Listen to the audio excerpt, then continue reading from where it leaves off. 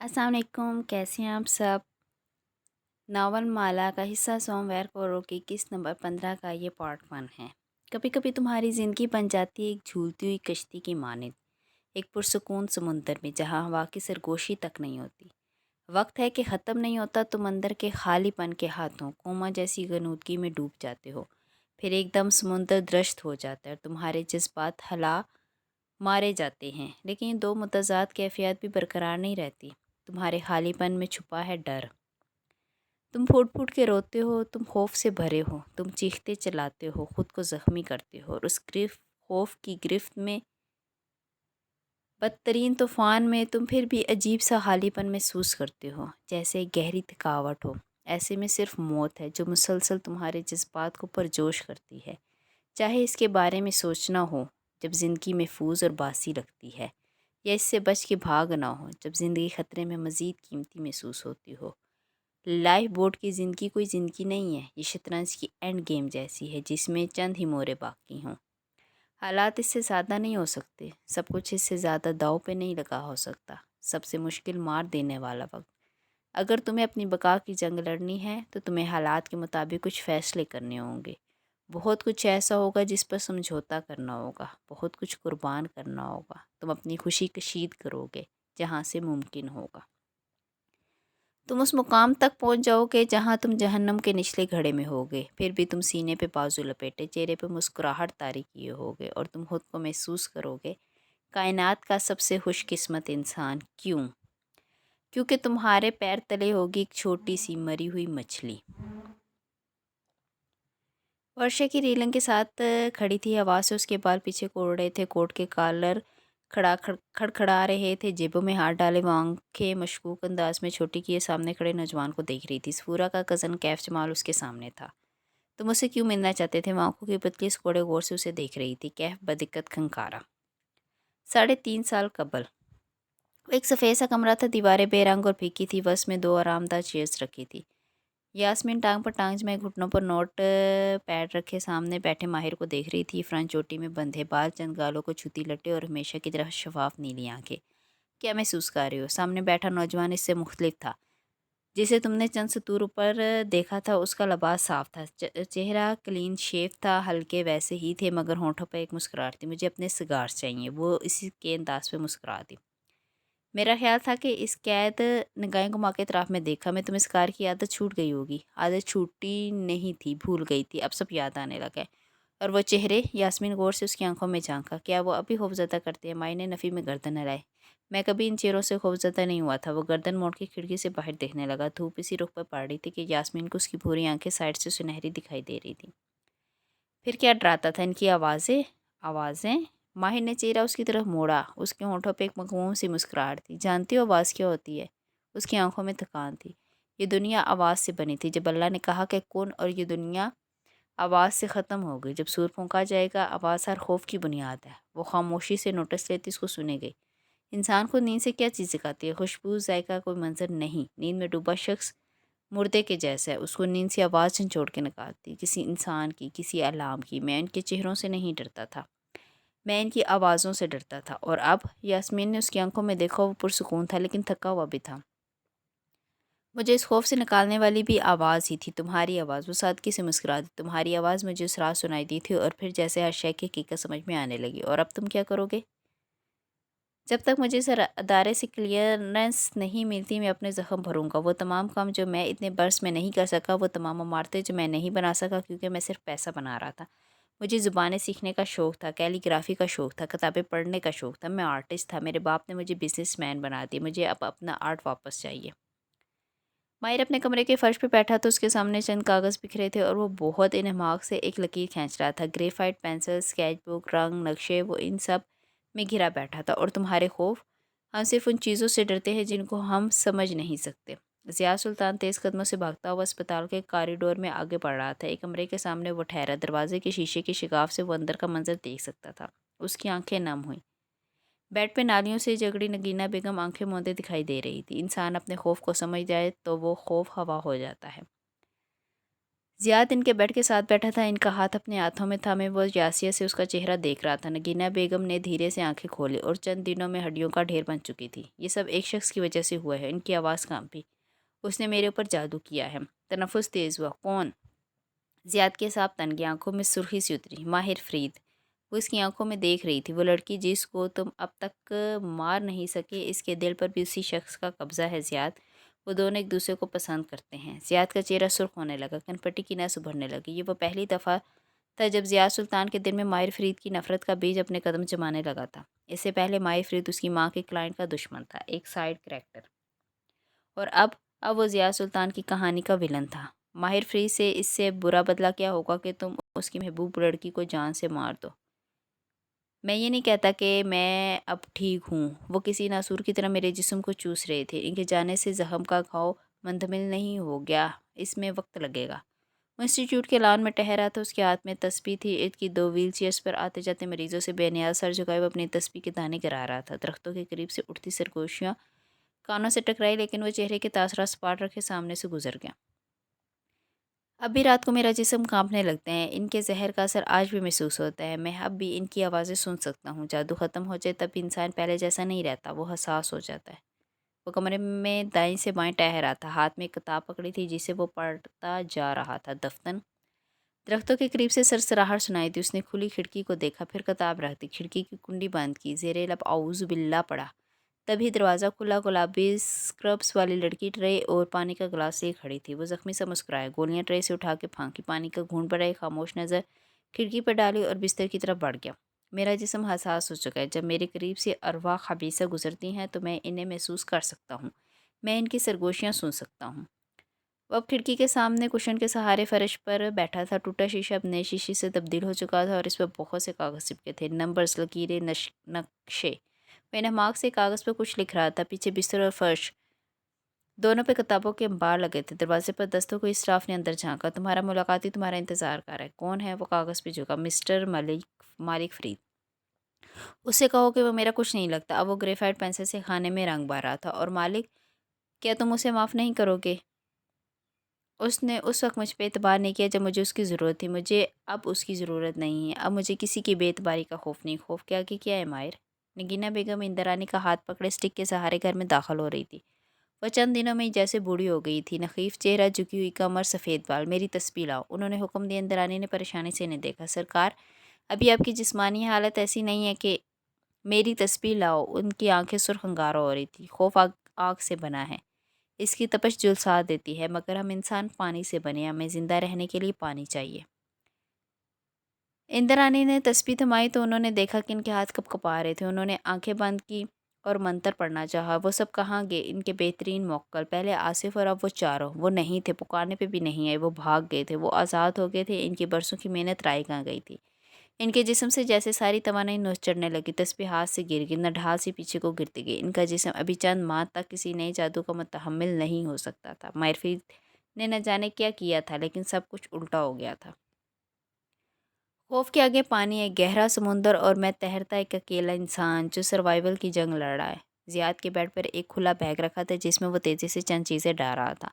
आहट पे पलटा। इंदरानी चौखट में खड़ी उसे देख रही थी। सरकार इस हफ्ते घर आ जाएंगी क्या? फिर वो हिचकिचाया। कोई दम या तावीज़ नहीं कर सकेंगी? इनके घर में जादू का लफ्ज़ कहना मना था।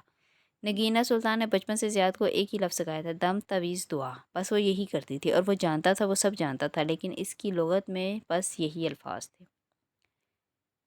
इनका दम इनके ऊपर पलट कर आया है। जब एक दफ़ा दम तावीज़ पलट के आए तो इनको करने वाला कई माता कुछ और नहीं कर सकता। अब जो करना है आपको करना है। उसने बैग की ज़िप बंद की। मैं सरकार के हुक्म की तमीर के लिए वापस जा रहा हूँ। उनका ख्याल रखना। उसका चेहरा पत्थर के जैसा था। और इस तारीख समुंदर में तैरते इंसान को किस शय की ज़रूरत होती है? सर्वाइव करने की तमन्ना, अपनी समत का मालूम होना, और तसव्वुर। तसव्वुर।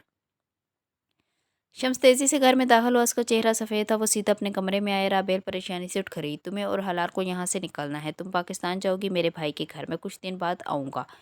मुझे कुछ काम करने हैं। वो तेज़ी से कहता लाकर से कुछ निकाल रहा था। नोटों के बंडल, पासपोर्ट, एक पस्तौर। राबेल जहाँ थी वहीं खड़ी रहेगी। हाँ, तसव्वुर। ये तसव्वुर करना कि मैं कभी समुद्र को पार कर लूँगा। मैं हर उस शय के साथ समझौता कर लूँगा जो पिछले 7 माह में हुई, और इससे पहले भी। मेरे बाप के जिस्म का कत्ल। میری ماں کے دل کا قتل، میری روح کا قتل، میں سب کے ساتھ سمجھوتا کر لوں گا۔ ماہر نیلے ٹراؤزر شرٹ میں ملبوس قلعے کی سیڑھیاں اتر رہا تھا۔ لاؤنج میں آرام دہ صوفوں پر جگہ جگہ اپنے آپ میں مگن مریض بیٹھے تھے۔ آخری سینے پہ وہ رکا۔ کھڑکی کے پردے کے ساتھ مالک فرید کھڑے تھے، سیاہ سوٹ میں ملبوس، کمر پر ہاتھ باندھے۔ اس کی پیشانی پہ بال اترے، وہ خاموشی سے پلٹ گیا۔ کل کسی نے شمس کو قتل کر دیا ہے۔ وہ جہاں تھا وہیں ٹھہر گیا اور ساتھ میں سبرینا کو بھی۔ وہ بے یقینی سے ان کی طرف پلٹا، آنکھیں پلک چھپکنا بھول گئی۔ سبرینا کے فون پر کسی نے تمہاری طرف سے میسج بھیجا تھا، وہ تم سے ملنے گئی تھی جہاں یہ سب ہوا، وہ کہہ رہے تھے۔ پولیس تم سے پوچھ گچھ کے لیے آ رہی ہے۔ وہ چند لمحے ان کو دیکھتا رہا، پھر واپس پلٹ گیا۔ تیز تیز قدم اٹھاتا اوپر اپنے کمرے تک آیا، روم نمبر 555۔ دروازہ کھولا، اندر داخل ہوا، دروازہ تیزی سے بند کیا اور کھڑکی کے ساتھ فرش پہ بیٹھ گیا۔ باہر درخت دکھائی دے رہے تھے اور ان کی سرگوشیاں بھی سنائی دے رہی تھی۔ ماہر نے سختی سے کانوں پر ہاتھ رکھ لی اور سر گھٹنوں میں دے دیا۔ اس کا جسم پھر سے کانپنے لگا تھا۔ جن لوگوں کے سینے میں چھریاں گھونپی گئی ہوں، ان سے نہیں پوچھنا چاہیے کہ کیا وہ اپنی خوشی تلاش کر رہے ہیں۔ وہ خوشی کا سوچ بھی نہیں سکتے۔ وہ سروائیول کی جنگ لڑ رہے ہوتے ہیں، انہیں سروائیو کرنا ہوتا ہے۔ کچن کی کھڑکی کا شیشہ شناکے سے ٹوٹا، پھر سیاہ دستانے والا ہاتھ اندر آیا اور لاک کھولا۔ سلم بعد ضیاء سلطان داخل ہوتا دکھائی دیا۔ اس کے چہرے پر سیاہ ماسک تھا اور آنکھیں دائیں بائیں ہر جگہ کو سکین کر رہی تھی۔ وہ گھر خالی تھا، شمس اور رابیل کا گھر۔ لاؤنج میں ایک فوٹو فریم تھا جس میں رابیل اور شمس کے ساتھ ایک چھوٹی سی بچی مسکرا رہی تھی۔ اس کی آنکھیں بھوری اور پر کے مڑی ہوئی تھی اور گال میں ڈمپل پڑتا تھا۔ وہ چند لمحے اس فریم کے سامنے کھڑا اسے دیکھتا رہا۔ یہ لڑکی ہر شے کی قصوروار تھی، سب اسی کی وجہ سے شروع ہوا تھا۔ ضیاء سلطان نے زندگی میں کبھی کسی سے اتنی نفرت نہیں کی تھی جتنی اسے اس لڑکی سے محسوس ہوئی تھی۔ اور وہ آوازیں، میں اب صرف ان کو نظر انداز کرتا ہوں۔ اگر ان کو سننے لگوں کہ وہ مجھے پھر سے پاگل کر دے۔ ان کو نظر انداز کرنے کے لیے کیا کرو گے؟ مجھے خود کو ہیل کرنا ہے، مجھے اس حالت سے نکلنا ہے۔ انہوں نے میری ہر اس شے کو ایکسپلائٹ کیا جو میری شخصیت کا حصہ تھی، میرا غصہ، میرا کام کرنے کا شوق۔ مجھے ان سب کو بدلنا ہے۔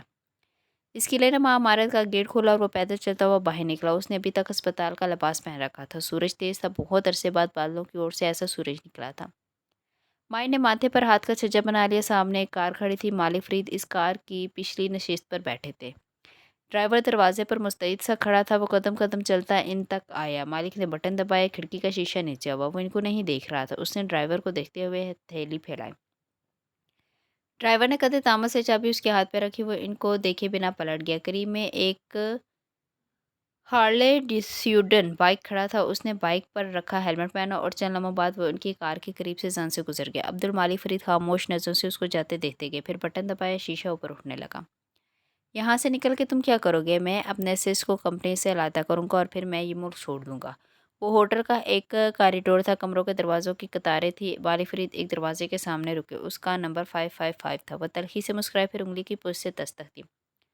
وہ اندر بیٹھا تھا، لیپ ٹاپ گود میں رکھا تھا اور اسکرین کی روشنی میں چہرہ دمک رہا تھا۔ دستک پہ چونک کے دروازے کو دیکھا، پھر لیپ ٹاپ فولڈ کر کے اٹھنے لگا تھا جب وہ آواز سنائی دی۔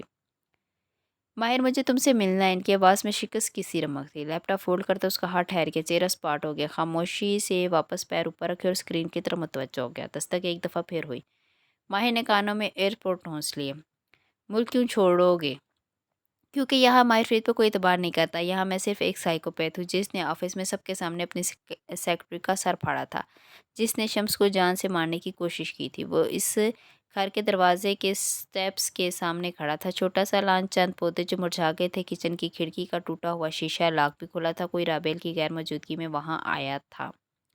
ماہر نے دروازہ کھولا۔ ہال وے کے سرے پر وہ وال ہینگنگ اسی طرح آویزہ تھی۔ مون فیزز، چاند کے ادوار، حلال سے بدر اور بدر سے حلال تک کا سفر۔ وہ چند میں اسے دیکھتا رہا، چہرے پہ الجھن تھی۔ حلال کہاں گئی؟ اس کی ماں کا اب تک پتہ کیوں نہیں چلا تھا؟ تم مالک کو سزا دینا چاہتے ہو؟ ضیاء سلطان ڈرائیو کرتے ہوئے موبائل پر ایک لوکیشن دیکھ رہا تھا۔ اب اس نے پی کیپ نہیں پہن رکھا تھا، سادہ شلوار قمیض اور آنکھوں پہ گلاسز۔ بالآخر مطلوبہ گھر کے سامنے اس نے کان روکی۔ میں مالک پہ سب سے زیادہ بھروسہ کرتا تھا، لیکن اس نے اپنے ہاتھوں سے مجھے اس انسٹیٹیوٹ میں داخل کروایا۔ یہاں سے آنے سے تمہاری زندگی بہتر ہوئی ہے ماہر۔ اس میں اس کا کوئی یاد نہیں ہو، مجھے یہاں چھوڑ کے بھول گیا تھا۔ اس کو یہ بھی معلوم نہیں ہوگا کہ میں یہاں کس حال میں ہوں، اور میں اب نہیں چاہتا کہ اسے معلوم ہو، اس لیے میں اسے نہیں ملتا، نہ مجھے اس کی کمپنی میں واپس جانا ہے۔ زیادہ گھر کے سامنے کھڑا تھا، سائے میں، اندھیرے میں، کوئی اس کی جانب متوجہ نہ تھا۔ وہ درختوں میں ایک سایہ لگتا تھا۔ گھر کی ایک کھڑکی کا پردہ ہلکا سا ہٹا۔ اسے جھانکو تو اندر کچن ٹیبل پہ ایک ننھی لڑکی بیٹھی دکھائی دے رہی تھی۔ اس کے لمبے گھنگریالے بال کندھوں پہ بکھرے تھے۔ وہ سر جھکائے ایک میوزک باکس کی چابی گھما رہی تھی۔ وہ باکس دراصل ایک ٹاور کی شکل کا تھا، جس کے اوپر راپنزل اپنے سرخ سنہری بال لٹکائے بیٹھی تھی۔ राबेल चूल्हे के करीब खड़ी नूडल्स बना रही थी। आसमान से फरिश्ते भी उतर के गवाही थे, तब भी ये लोग मेरा एतबार नहीं करेंगे। लोग मुझे मेरी क्रेडिबिलिटी की वजह से बिजनेस देते थे। इस जादू ने मुझसे वही छीन ली। राबेल कुछ कहने के लिए लाउंज में आई थी, एकदम चौंक के रुकी। वहाँ कोई बैठा था, अंधेरे में, कोई साया हो जैसे। Hello Mrs Shamsuddin. आवाज़ पे वो डर सी गई। इससे पहले कि वो कुछ बोल सकती उसने झुका हुआ हाथ नीचे किया। इसमें एक साइलेंसर लगा ब्रिटा था। मेरे पास ज़ाया करने के लिए वक्त नहीं है, मैं हलाल को लेने आया हूँ, कहते हुए वो उठा और वापस पलटी। तेज़ी से पीछे को भागी, लेकिन वो उससे तेज़ नहीं थी। मैं इन लोगों में वापस नहीं जाऊंगा जिनके सामने मुझे मेरे बाप के दफ्तर से बेदखल किया गया था, और वो लोग मुझसे मिलने भी यहाँ कभी नहीं आए। मेरी माँ इनमें सर फहरिस्त थी। हलाल खिड़की की तरफ करवट लिए लेटी थी। आहट पर उसकी आंखें एकदम खुली, चौंकी और बैठी। वो इसके सरहाने खड़ा था। उसे देख के हल्का सा मुस्कुराया। हेलो रापुंज़ल, तुम्हें मेरे साथ कहीं जाना है? हलाल की आंखों में बहुत कुछ एक साथ उभरा, बेबसी, खौफ और कबूलियत। वो बिलाहर उसे लेने आ चुका था। कमरे से निकलते हुए लाल ने देखा राबेल की लाश लाउंज के फर्श पर गिरी हुई थी। इनके करीब एक प्लास्टिक बैग रखा था। क्या तुम कभी अपनी माँ को माफ़ कर सकोगे? किस किस चीज़ के लिए? तुम्हारे बीमार बाप को छोड़ने के लिए? कल शादी के लिए?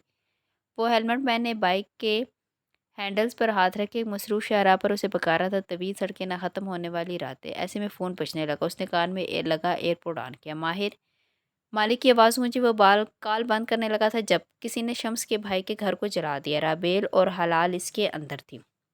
वो कुछ और भी कहते थे, लेकिन इसकी निगाहों के सामने सिर्फ धुआं भरा था। उसने अपने हाथ हैंडल से स्लिप होते देखे और बाइक किसी खिलौने की तरह एक ट्रक के अंदर जा लगा। अब हर तरफ खामोशी थी।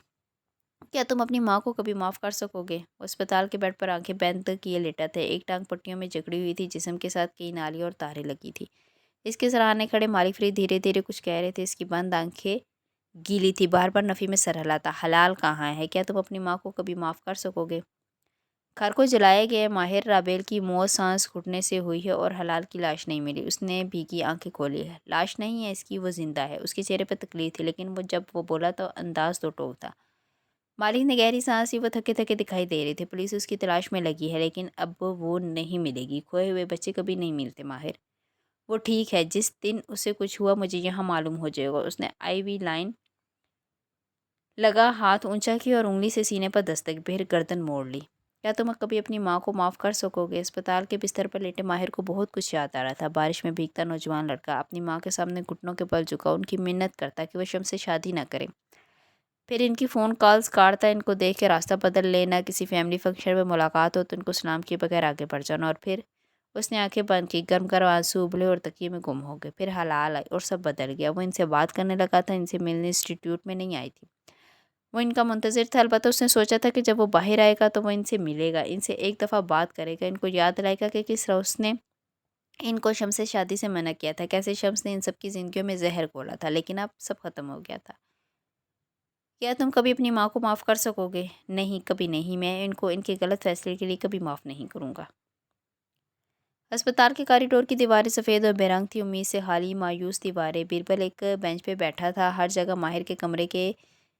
ये जगह माहिर के कमरे के ऐन सामने थी।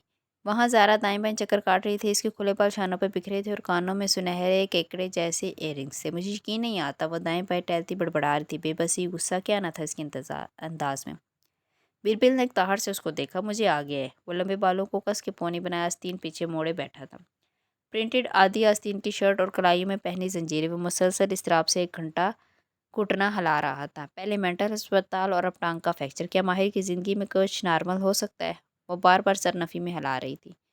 जबकि उसके एंगर्स इश्यू शुरू हुए तो तुम उसे छोड़ के चली गई थी। वो अस्पताल से रहा हुआ तो तुम इसकी ज़िंदगी में वापस आ गई। अब फिर से उसको छोड़ के जाने का बहाना ढूंढ रही हो तो मत ढूंढो। वो जल के कह था, सीधा कह दो कि मैं हर दफ़ा की तरह क्राइसिस में उसको छोड़ना चाह रही हूँ। ज़ारा ने रुक के उसे घूरा। तुम भी उसके साथ नहीं होते। तब नहीं होता जब उसको मेरी ज़रूरत नहीं होती। जब पड़ती है तो मैं आ जाता हूँ। तल्खी से सर झटका। मगर ज़ारा ने झुरझुरी ली। I can't take it any more. Birbal ने बड़बड़ा के उसका फिक्रा मुकम्मल किया। वो गुस्से से उसको देखती आगे बढ़ गई। वो वाकई वहाँ से जा रही थी। क्लासिक ज़ारा। उसने हूँ हाँ में सर झटका, फिर देखा मालिक फ्रीज सामने से चले आ रही थी। एक अफसोस भरी नज़र ज़ारा पर डाली जो बाहर जा रही थी। वो तेज़ी से उठ खड़ा हुआ। माँ कहाँ है? वो बेचैन सा था। मैं परसों से इनको कॉल्स कर रहा हूँ, इनके सारे नंबर्स ऑफ हैं। माली फ्रीद उसके ऐन सामने आ रुके। उनका चेहरा वैसे ही था किसी रोबोट के जैसा। अलबत्ता उन्होंने अपना भारी हाथ उसके कंधे पे रखा। बिल्कुल कुछ नबा हुआ। इनके अगले अल्फाज किसी स्लो मोशन फिल्म की तरह अदा हुए थे। वो इसके कंधे पर हाथ रखे हुए थे, इनके होंठ हिल रहे थे। वो चंद लफ्ज़ वाज़िया सुन सकता था, चंद लफ्ज़ धुंधले थे। बारिश में चलती कार की विंड स्क्रीन की तरह धुंधली, जिस पर बार-बार वाइपर चल रही हों। इस्लामाबाद वाला शम्स के भाई का घर, पुरस्रार तौर पर आग लगना। राबेल की जली हुई लाश मिलना, लाश को गोली भी मारी गई थी। हलाल गायब थी। हलाल की गुमशुदगी को 2 दिन गुजर चुके थे। गुमशुदा बच्चे अगर पहले 12 घंटों में ना मिले तो वो कभी नहीं मिलते। बीरबल ने इनका फ़िक्रा मुकम्मल किया, फिर वो नढाल सा बेंच पर गिर गया, गुमसुम साकित। वो अस्पताल के कमरे में लेटा था, एक टांग पट्टियों में जकड़ी थी, दाएं-बाएं हर तरफ फूल रखे थे। वो सर झुकाए किताब खोले इसे पढ़ रहा था, जब दरवाज़ा खुला। सफ़ेद बालों वाला बूढ़ा आदमी अंदर दाखिल हुआ। माहिर ने निगाह उठा के इन्हें देखा। इसकी आंख तले नील का निशान था। फिर चेहरा वापस किताब पर झुका दिया। इसकी आंखें सुर्ख थी, लेकिन वो अब तक वो खुश्क हो चुकी थी। माली फरीद खामोशी से काउच तक आए और इस पर बैठते हुए जेब से कुछ निकाल के रखा। माहिर ने चौंक के देखा, वो क्यूबन सिगार थे। इसने माली के चेहरे को देखा। वो झुक के 2 सिगार नकार रहे थे, फिर सीधे हुए चाकू से इसे तराशा, फिर एक उसकी तरफ बढ़ाया। उसने किताब मोड़ के रखते हुए सिगार थाम लिया। वो अब लाइटर जला रहे थे। वो इन्हें देखे गया। पहले उन्होंने अपना सिगार सगाया, फिर निगाह उठा के उसे देखा। उसने फ़ौरन निगाह सिगार पर जमा दी। उन्होंने हाथ बढ़ा के उसके सिगार को शोला दिया। चंद लम्हे खामोशी से गुजरे। कमरे में धुआं जमा होने लगा। इससे पहले कि फायर अलार्म बजता, मालिक फरीद उठे और खिड़की खोल दी। ये तुम्हें कहाँ से मिले? माहिर ने सिगार लबों से निकाला और लट पलट के इसका जायज़ा लिया। ये इनके पुराने सिगार्स में थे, जो इसके ख्याल में उसके मुलाजिम गायब कर देते थे। तुम्हारे डाइनिंग रूम के रैक के निचले खाने में। वहाँ किसने रखे? वो चौंका। मालिक ने पलट के जताती नज़रों से उसे देखा। वो जिसका हाथ बस इसी खाने तक जाता था, वो अपनी जगह से हिल नहीं सका। उसको तुम्हारे सिगार नापसंद थे। वो जब आती थी इनको छुपा देती थी। तुम्हें कैसे मालूम? उसके हलक में आंसुओं का गोला सटका। मैंने उसे ये करते हुए कई दफ़ा देखा था। मुझे क्यों नहीं बताया? मैंने कई मुलाजिम इसी वजह से फारिग किए थे कि उसकी आवाज़ रंगी। मैं हर बात बताना ज़रूरी नहीं समझता। एक कश भरा और उसकी तरफ पलटे। तुम अब दोबारा बाइक नहीं चलाओगे? उनका लहजा हतमी था। उसने धीरे से इस बात में सर हिला दिया। मालिक फरीद ने एक निगाह उसकी टांग की पट्टी पर डाली, फिर शाने झुकाए। टांग ही है, टांगें टूटती रहती हैं। जल्द ठीक होकर घर आओ। और बाहर निकल गए। इसने अतपिया सिगार ट्रैश कैन की तरफ उछाल दिया। वो अब इनको कभी हाथ नहीं लगा सकता था। वो ट्रैश कैन में फेंके सिगार को देख रहा था। आंसू आंख के किनारे पर अटके थे। जहन में एक तस्वीर सी उभर रही थी। चांद के द्वार, हलाल से बदर और बदर से हलाल तक का सफ़र। जब आप वापस आओगे तो मैं यहाँ नहीं होंगे। मैं इंतज़ार करूँगा। मैं इंतज़ार करूँगी। बदर का इंतज़ार। वो मेरा दोस्त है, हम साथ बड़े होंगे। वो भीगी आंखों से सिगार के अंगारा हुए किनारे को देख रहा था। एक सफ़ेद टूसन सड़क पर तेज़ी से भाग रही थी। उसके शीशे स्याह थे। बाहर फैले सरसब्ज़ के स्याही का चश्मा चढ़ाए दिखाई देते थे। फ्रंट सीट पे वो बैठे थे। घुंघराले लंबे बाल कमर पर गिर रहे थे। सीट बेल्ट पहनी हुई थी। दोनों हाथ जिप्ड टायर से सामने को बंधे थे और इन पर कपड़ा रखा था। वो खामोशी से खिड़की से बाहर देख रही थी। ज़िया सुल्तान ने एक सुलगती नज़र उस पर डाली, फिर वापस सामने देखने लगा। इस लड़की की वजह से इसने चंद दिन पहले अपने कैरियर का सबसे तकलीफ दा कत्ल किया था। इसके पास इस कत्ल के बहुत तरीके थे। जैसा कि इसने नगीना सुल्तान से कहा था, कत्ल एक आर्ट है और इस कत्ल को एक्सीडेंट लगना चाहिए था। फिर इस लड़की को मारना सरकार का हुक्म था। इसको मारना माहिर फरीद के साथ इंतकाम था। वो अपनी मर्ज़ी से इस लड़की को कहीं भी बुला सकता था। वो किसी और के हाथों इसको एक नफीस से हादसे में मार सकता था। किसी को शक भी ना होता कि इसे कत्ल किया गया है, लेकिन ज़ियाद ने ऐसा नहीं किया। उसने वही रवायती तरीका इस्तेमाल किया। इस लड़की को माहिर के नंबर से मैसेज भेजा। क्या हम मिल सकते हैं? मैं इस एड्रेस पर तुम्हारा मुंतज़िर हूँ, अर्जेंट। उसे उम्मीद थी वो नहीं आएगी। उसने इतनी फ़िल्में देख रखी होंगी कि वो इस साजिश को भांप जाएगी। वो माहिर के अस्पताल फ़ोन कर देगी। उसे मालूम हो जाएगा कि माहिर वहाँ से नहीं निकला। वो इसे कैसे बुला सकते हैं? उसे सोचना चाहिए ना। वो सोचेगी वो नहीं आएगी और वो सरकार से कहेगा कि वो भाग गई, कहीं ऐसी जगह छुप गई है जहाँ से वो भी उसे नहीं ढूंढ सकता। वो सरकार के कुछ अहकामात टाल सकता था, लेकिन हर हुक्म नहीं। वो इनकी ताकत से भी वाकिफ़ था। वो इन्हें नहीं चाहता था कि वो जान पाएँ कि इसके दिल में क्या चल रहा है। ज़ियाद को ये भूल गया था कि सरकार को ये जानने के लिए किसी जादू की ज़रूरत ना थी। वो इसकी माँ थी और अक्सर मौक़ों पर वो इसको किसी किताब की तरह पढ़ सकती थी। उसे ये भी नहीं मालूम था कि उस रोज़ सब्रीना की सालगिरह थी। शम्स इस खाली खाली अपार्टमेंट में सोफ़े पे बैठा था।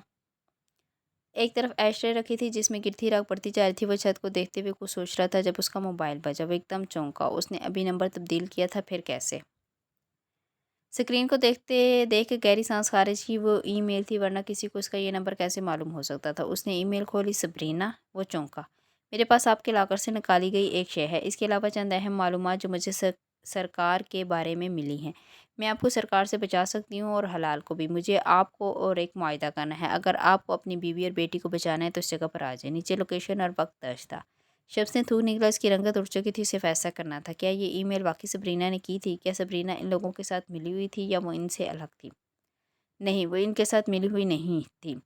वो तो खुद उसको मारना चाह रहे थे, लेकिन वो एल्बम वो इसे चाहिए था। वो सरकार के गुनाहों का सबूत था। उसने कार की चाबी उठाई जिस पर रेंटल का टैग था और सोफे से उठ गया। अगर इसके पास हलाल को बचाने का कोई रास्ता था तो वो इस रास्ते पर कदम रख लेगा।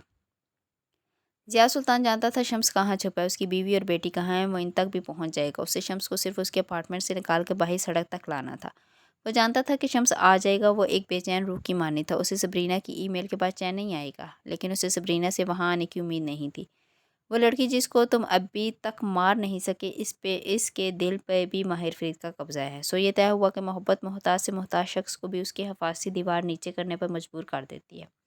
वो इसकी मोहब्बत में मुब्तला थी। वो इससे मुलाकात की मुंतज़िर थी। वो कैसे ना आती? माहिर से मिलने वो कई दफ़ा ज़हनी अमराज के इदारे गई थी। हर दफ़ा वो वापस निकलती तो उसका चेहरा बुझा हुआ होता। वो जानता था कि वो साइकोपैथ उससे नहीं मिलता था। फिर उसने जाना छोड़ दिया। वो इसको वक्त देना चाहती थी और अब उसका मैसेज मिलते वो मतलूबा जगह पर मौजूद थी। बस स्टॉप के साथ खड़ी गूगल लोकेशन से जगह का तयन करती वो दाएं बाएं देख रही थी। उसने लंबा सब स्वेटर पहन रखा था। स्याह बाल ऊंची पौनी में बंधे थे। कानों में गोल सिल्वर इयररिंग्स थे जैसे चूड़ियाँ हों। वो इश्तियाक से दाएं बाएं देख रही थी। उसके हाथ में कुछ था, एक बॉक्स जिसमें बेकरी का लोगो था। वो माहिर का इंतज़ार कर रही थी। वो सड़क के दूसरी जाने पे गली के दहाने पर डम्पेस्टर के साथ खड़ा खामोशी से उसे देख रहा था। उसने सियाह पी कैप के साथ सियाह मास्क पहन रखा था। गर्दन के गिर्द मफलर बंधा था। जैकेट की जेबों में हाथ डाले वो बस उसे देखे जा रहा था। फिर उसने शम्स को उस तरफ बढ़ते देखा। वो शम्स को देख के हैरान हुई थी। वो उसको कुछ कह रहा था और वो नफ़ी में सर हिला रही थी। शम्स का चेहरा सुर्ख हो रहा था और वो परेशान हो गई थी। फिर वो तेज़ी से आगे बढ़ी। वो सड़क क्रॉस करना चाह रही थी। ज़ियाद ने कान में लगे एयरपोर्ट्स को दबाया। उसने किसी को इशारा दिया। अगले चंद लम्हे किसी स्लो मोशन फिल्म की तरह गुजरे। इस जॉब के लिए उसने सब कॉन्ट्रैक्टर हायर किया था। दूर से एक ट्रक तेज़ी से आता दिखाई दिया। अंधाधुंध ट्रक एकदम साइड वॉक पर चढ़ गया। बहुत से शीशे टूटे। धमाका सा हुआ। चीखे, आग से धुआं। ट्रक ड्राइवर के सामने एयर बैग्स खुल चुके थे। उसने दरवाजे से छलांग लगाई और तेज़ी से भागता हुआ एक गली में गुम हो गया जहाँ एक बाइक उसका मुंतज़िर था और यहाँ उसकी जॉब ख़त्म हो चुकी थी। पुलिस इस सब कॉन्ट्रैक्टर का ताक़ुब करेगी जिसको उसने अपने हिस्से से कई गुना कम रकम अदा की थी। जिस बाइक पर उसने फ़रार होना था उसके ड्राइवर को हुक्म था कि वो चंद मील दूर जाके इसे गिरा देगा, किसी सड़क पर अंधे ट्रैफिक के दरमियान। यूँ इस कत्ल की जॉब के तमाम सुराग बंद हो जाएंगे। सब्रीना और शम्स को मारने वाला ड्राइवर जो पुलिस के डर से भागा था वहीं मर जाएगा, तमाम सबूत और शवाहिद के साथ। रहा ज़िया सुल्तान तो वो जिस अंधेर गली में खड़ा था इस जॉब को सुपरवाइज कर रहा था, उसे वहीं से वापस पलट जाना चाहिए था। उसने बहुत नफासत से तमाम शवाहिद ख़त्म कर दिए थे, लेकिन वो सड़क किनारे गिरी पड़ी थी। उसके सर से खून उबर रहा था। वो रुक रुक के सांस ले रही थी।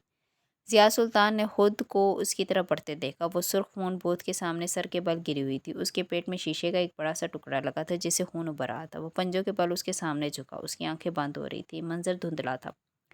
उसने स्याह मास्क वाले शख्स को अपने सामने झुकते देखा। धुआं, चीखे, शोर। उसकी आंखें बंद हो रही थी। ज़ियाद ने दस्ताने वाला हाथ निकाला। उसकी नब्ज़ पर हाथ रखा। वो भी तक जारी थी।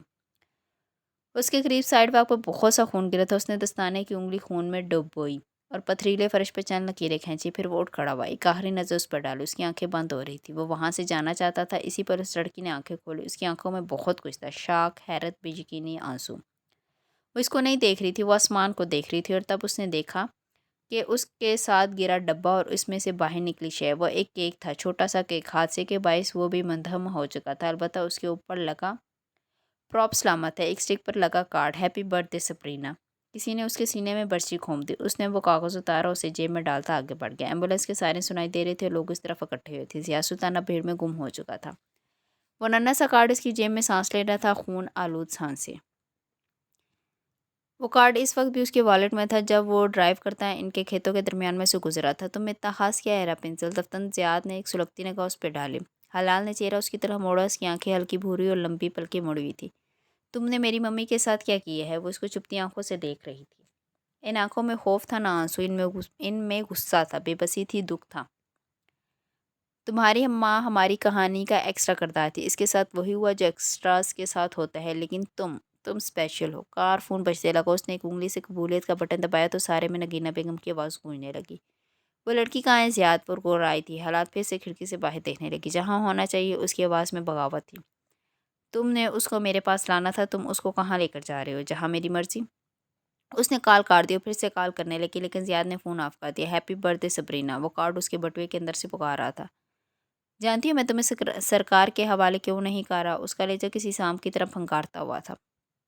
اس نے جواب نہیں دیا، باہر دیکھتی رہی۔ کیونکہ میں تمہیں سزا دینا چاہتا ہوں اور تمہاری سزا سخت ہونی چاہیے حلال، کیونکہ تمہاری وجہ سے 3 خاندان تباہ ہوئے۔ تمہارا خاندان، وہ انگلیوں پر گر رہا تھا، میرا خاندان کیونکہ تمہارے بھائی نے میری ماں کو بیمار کیا ہے۔ پھر اس کی آواز دھیمی پڑی، حلق میں گولا سا پھنسا، اور وہ بے قصور لڑکی جس کو میں نے تمہارے لیے مارا تھا۔ اس کے ماتھے کی نسیں ابھرنے لگی، ایکسیلریٹر پر پیر کا دباؤ بڑھایا، کار کی سپیڈ تیز ہو گئی۔ تمہارے لیے اتنا خون بہایا گیا ہے، کیا سزا ہونی چاہیے تمہاری سزا کیا ہونی چاہیے؟ وہ اب اس کو دیکھ رہی تھی، اس کی آنکھوں میں کچھ تعزیت کی، ریڑھ کی ہڈی میں ایک سنسنی خیز لہر دوڑ گئی۔ تم جانتی ہو میں تمہارے ساتھ کیا کرنے جا رہا ہوں؟ میں جانتی ہوں، تم نہیں جانتے۔ وہ چہرے موڑ کے بھاگتے کھیتوں کو دیکھنے لگی۔ زیاد نے پہلے ایک کان کندھے تک لے گیا، پھر دوسرا کان دوسرے کندھے تک، جیسے تھکی ہوئی گردن کو ریلیکس کرنا چاہ رہا ہو۔ باقی کا راستہ خاموشی سے کٹا۔ کار ایک عمارت کے سامنے رکی، ویرانے میں بنی ایک کئی منزلہ عمارت۔ اس نے کار روکی تو بہت سی دھول اڑنے لگی۔ وہ تیزی سے باہر نکلا اور فرنٹ سیٹ تک آیا، پھر اس کا دروازہ کھولا۔ Happy birthday Sabrina. ہر طرف دھول اڑ رہی تھی اور وہ اندر جمی بیٹھی تھی۔ اس نے کونے سے پکڑ کے اس بچی کو باہر نکالا۔ وہ چلتے چلتے رک جاتی، مزاحمت کرتی، لیکن وہ اسے کھینچتا ہوا دروازے تک آیا۔ دلاور سامنے سے چلتا آ رہا تھا، چہرے سے پریشانی ٹپک رہی تھی۔ زیاد سرکار کا فون آیا ہے، وہ بہت غصہ۔ زیاد نے اسے کندھے سے دھکا دے کر پیچھے ہٹایا اور اس بچی کو کونے سے دبوچے اپنے ساتھ لے جانے لگا۔ دلاور ایک طرف کو گر گیا، وہ سیڑھیوں کی طرف جا رہا تھا۔ جانتی ہو تمہاری سزا کیا ہوگی؟ وہ بار بار پیچھے کو بھاگتی، لیکن وہ اسے کھینچتا اوپر لے جا رہا تھا۔ سیڑھیوں کے اختتام پر ایک لوہے کا دروازہ تھا، اس نے کنڈی کھولی۔ دلاور سنبھل کے کھڑا ہوا اور بھاگتا ہوا ان کے پیچھے آیا۔ جانتی ہو، وہ چھت کے صحن میں اسے کھینچ رہا ہے۔ اس سے پہلے کہ دلاور وہاں آتا، اس نے لوہے کا دروازہ زور سے بند کیا اور آگے سے کنڈا لگا دیا۔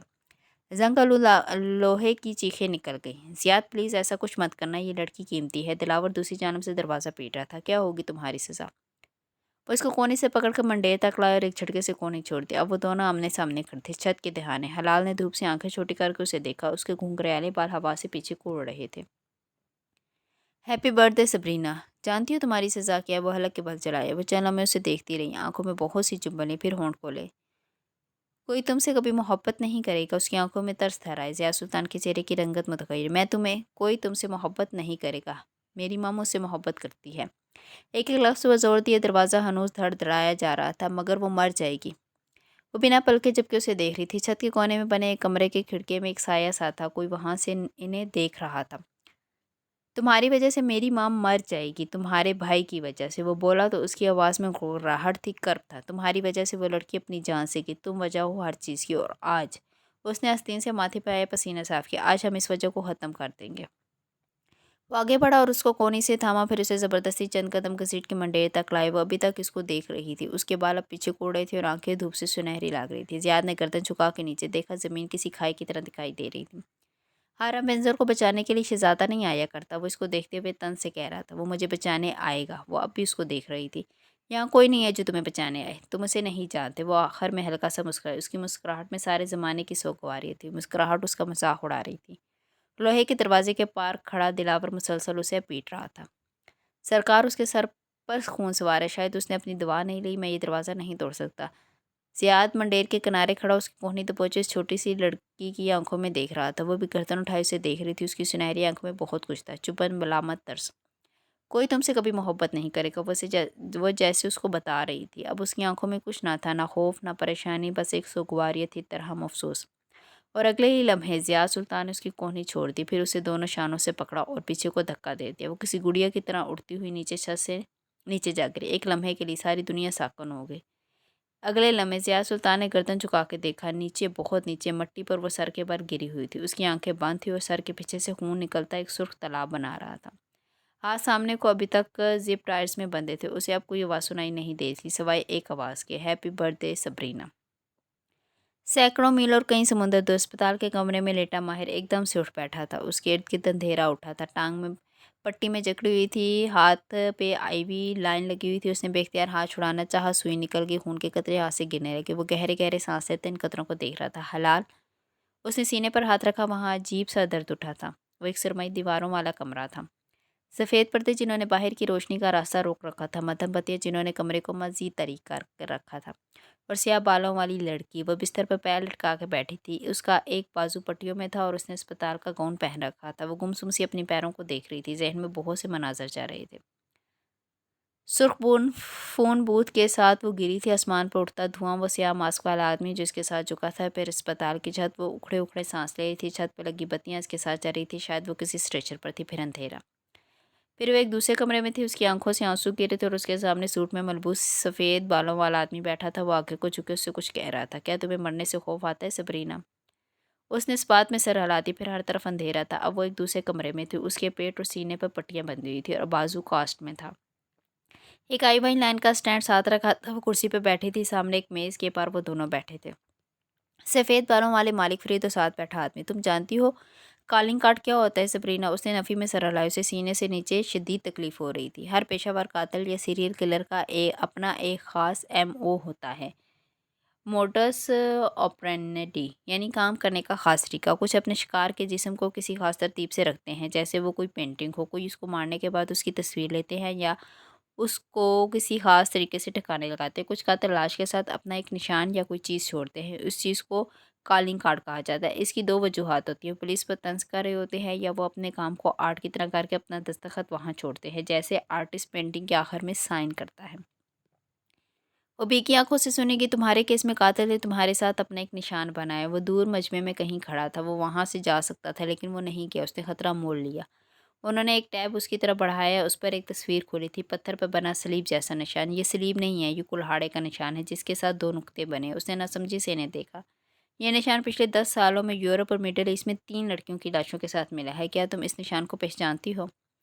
उसने नफ़ी में सर हिलाया। उसको मैदे के करीब शदीद दर्द उठ रहा था। ये कैन काबिल का निशान है, मालिक फरीद बोले। हाबिल के मुताबिक जब कबील ने हबील को मारा था तो सज़ा के तौर पर उसके बाजू पर यह निशान बना दिया था ताकि वो दुनिया में फिरता रहे और इस निशान को पहचान के कोई उसे कत्ल ना करे। इसकी सज़ा एक तवील और तकलीफ दा जिंदगी थी।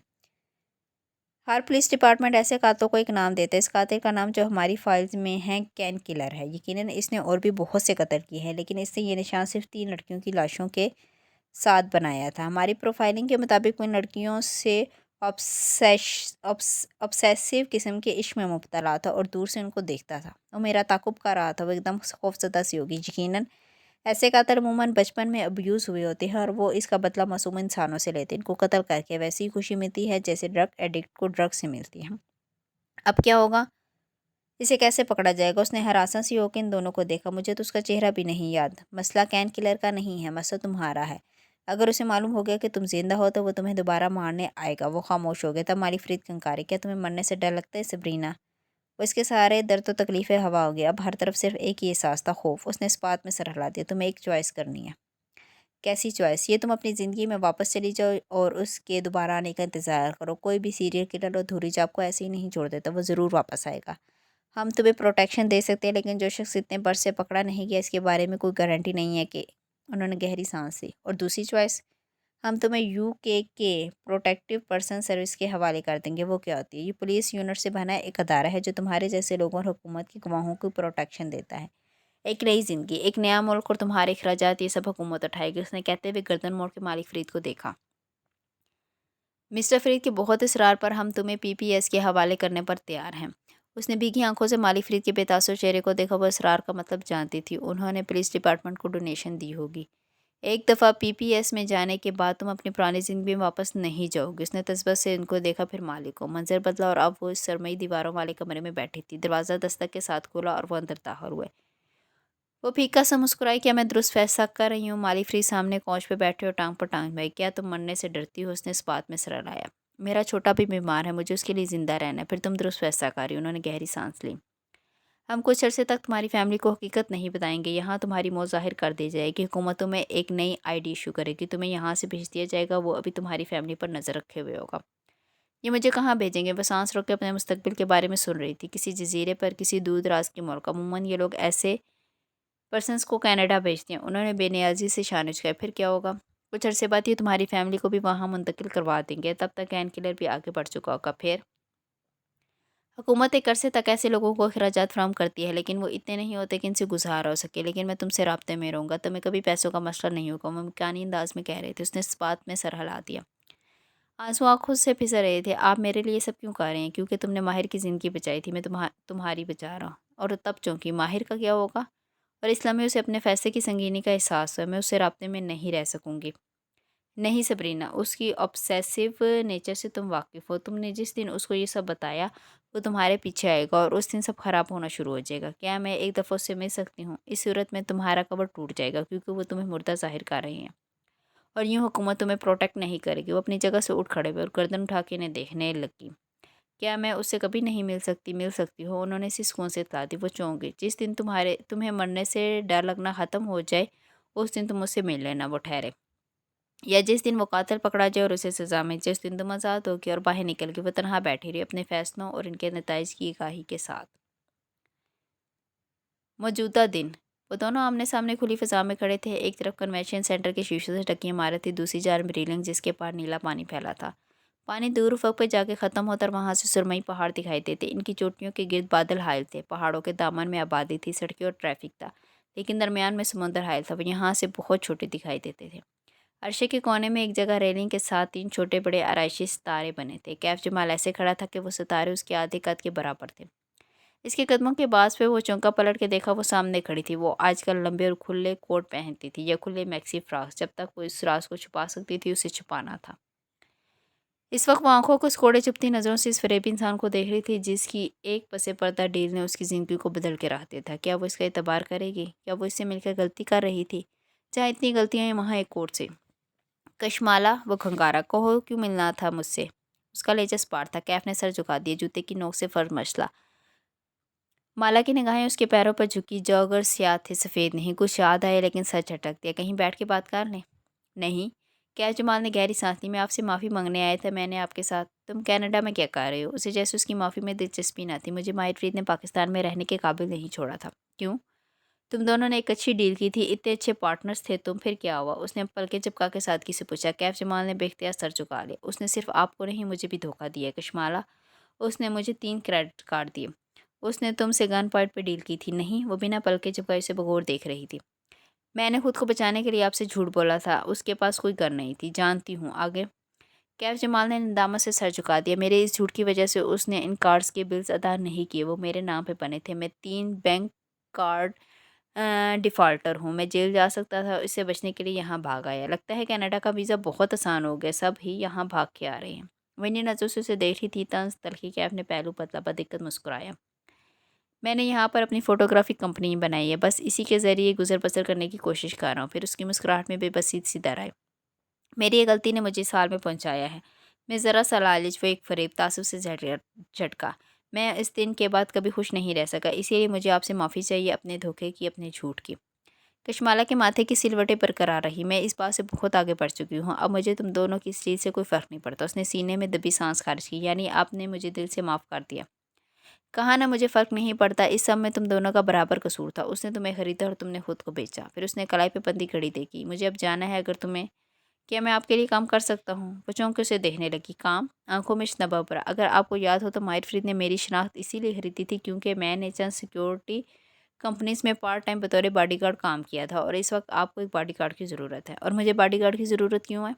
وہ سینے پہ بازو لپیٹے پلکیں سکوڑ کے اسے دیکھ رہی تھی۔ کیونکہ سفورہ نے مجھے آپ کے اسٹراکلر ہسبینڈ کے بارے میں بتایا تھا جو ایک خطرناک آدمی ہے اور اس کی ایک اس شہر میں موجودگی سے آپ عدم تحفظ کا شکار ہے۔ وہ بہت اعتماد سے کہہ رہا تھا۔ مالا خاموشی سے اسے دیکھنے لگی۔ میں اپنی غلطی کا دعویٰ ایک ہی طریقے سے کر سکتا ہوں، وہ سادگی سے مسکرایا، اور میں آپ کی حفاظت کر سکوں، وہ کام جو میں اس وقت نہیں کر سکا تھا۔ وہ بھویں اکٹھی کیے لب انچوں سے دیکھی کہ میں ویڈنگ فوٹوگرافر ہوں، صرف ویکینڈز پہ کام کرتا ہوں، 5 دن فارغ ہوتا ہوں اور 5 دن میں آپ کو دے سکتا ہوں۔ وہ ایک دم ہنس پڑی۔ What a joke! کرتن پیچھے پھینک کے سر نفی میں ہلاتی وہ ہنسی جائے تھے۔ وہ سنجیدگی سے اسے دیکھا گیا۔ میں مزاح نہیں کر رہا، مجھے آپ سے کوئی تنخواہ نہیں چاہیے، میں صرف آپ کے لیے کچھ کرنا چاہتا ہوں۔ آپ سوچ بھی نہیں سکتی کہ پچھلے 1 سال میں کس گرد سے گزرا ہوں۔ وہ قدرے خفگی سے کہہ رہا تھا۔ میری بھی ایک بہن ہے۔ میں ایسا لڑکا نہیں تھا جو کسی لڑکی کے تعاقب کار کو اپنی شناخت بیچے۔ میں مجبور تھا، مجھے کسی کے پیسے دینے تھے۔ جب آپ کو کسی کے پیسے دینے ہوں اور آپ کے پاس کچھ نہ ہو تو آپ کچھ ایسے فیصلے کر لیتے جن پر ساری عمر پچھتانا پڑتا ہے۔ اس کی ہنسی مدھم ہوگی، گہری سانس ہی میں سمجھ سکتی ہوں۔ اسے جے پی کی گورتی آنکھیں یاد ہیں۔ میں مزید پچھتانا نہیں چاہتا سفورہ، آپ کی طرف سے پریشان تھی۔ میں نے آپ کے ساتھ ساتھ اس کا اعتبار بھی توڑا ہے، مجھے دعویٰ کرنے دیں۔ وہ بہت منت سے کہہ رہا تھا۔ مالا نے غور سے اسے دیکھا۔ وہ 25 سے 20 برس کا نوجوان تھا، دبلا پتلا، بڑی شیو جینز اور ہوڈی پہنے، पैरों में जॉगर से एक नाकाम इंटर्न अपियर का जीता जागता नमूना, और तुम ये काम बिना तनख्वाह के करोगे। वो जेबों में हाथ डाले खड़ी ब्रू उठा के उसको पूछ रही थी। कैफ जमाल ने इस बात में सर हिलाया। मैंने एक दफ़ा खुद को बेच के पैसे कमाए थे, अब पैसे की तमन्ना नहीं रही। वैसे भी फ़ोटोग्राफी से मेरा अच्छा खासा गुजारा हो जाता है। थैंक यू कैफ जमाल, लेकिन मैं अपनी हिफाजत खुद कर सकती हूँ। वो सर को खम दे के पड़ गई। वो तेज़ी से घूम के उसके सामने आया। उसे रुकना पड़ा। मेरा कार्ड रख ले, आप जब मुझे बुलाएंगी मैं हाजिर होऊंगा। मैं इतना लूज़र नहीं हूँ जितना आप मुझे समझती हैं। वो इसरार कर रहा था। वो चल में मुतज़ब्ज़ब खड़ी रही, फिर कार्ड थाम लिया। Sunshine films, Kaif Jamal, 7 1 number. उसने कार्ड कोट की जेब में डाला और कुछ कहे बिना आगे बढ़ गए।